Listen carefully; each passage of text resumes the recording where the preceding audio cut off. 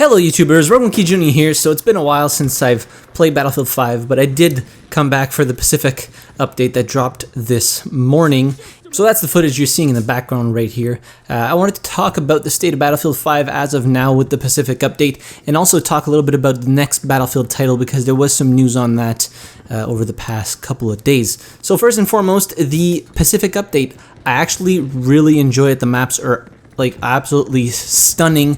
There seems to be a lot of improvements with all the bugs and stability issues that the game was having. I played Operation Underground as well, and that map seems to have a lot of stuttering issues. But the two new maps, Pacific Storm and Jima, seemed to run pretty well. The new weapons are pretty fun, although the M1 Garand is a little bit underpowered in my opinion, but I digress. The patch notes for this update were absolutely massive. I'll leave a link in the description down below. I'm not going to go over the patch notes because I mainly just wanted to talk about the update as a whole. Now, I only had the chance to play Iwo Jima and Pacific Storm on Breakthrough, also called Island Advance.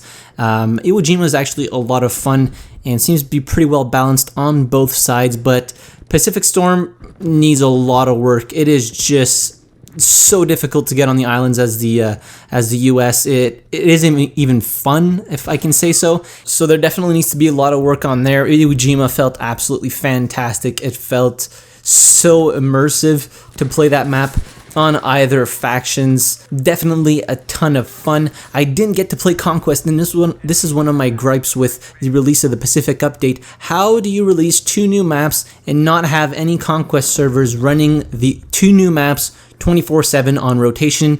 Instead, they just put the two new maps on the rotation of all the maps in Battlefield 5. So finding a Conquest server for Pacific Storm and Iwo Jima it's not possible. Every time there's a server that runs the map, if you're not in it, it's full and it has a unbelievably long queue.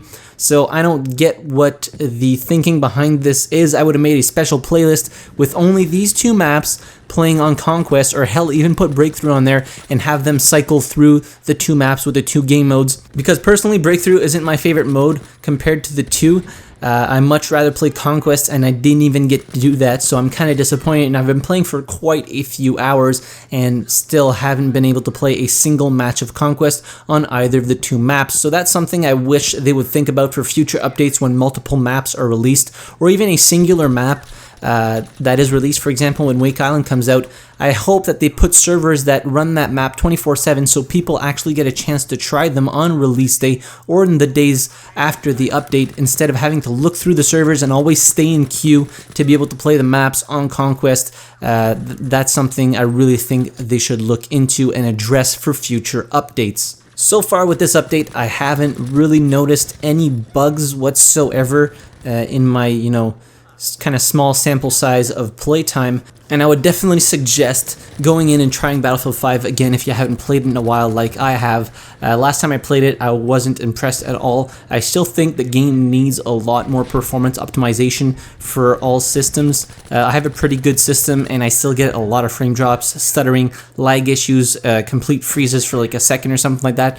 They really need to fix this. It really destroys a first-person gaming experience when you get issues like this appearing every map, and Operation Underground is probably one of the worst ones out of the maps that were released in the past couple of months.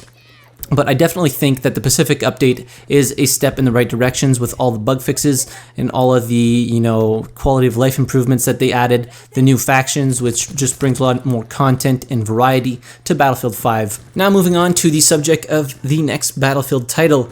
So they came out and said that the next Battlefield title won't be coming out until fiscal year 2022, which means between April 2021 and March 2022, which is absolutely fantastic in my opinion. I know it's a long time to wait for a new Battlefield title, but seeing in the state in which Battlefield 5 released, I think that a longer development cycle, and I've been an advocate of this before, a longer development cycle can only be better for the franchise and the next installment in the franchise. It is going to be better for the developers that don't have to play catch-up all the time. It's going to be better for the consumer that can get a fully functioning or almost fully functioning product on release instead of waiting over a year for it to become stable and actually playable and worth their money and time investment. Because I definitely think if they were to release another Battlefield title in 2020, so fiscal year 2021, I don't think it would have been polished, and if it was a shit show like Battlefield 5 was at launch,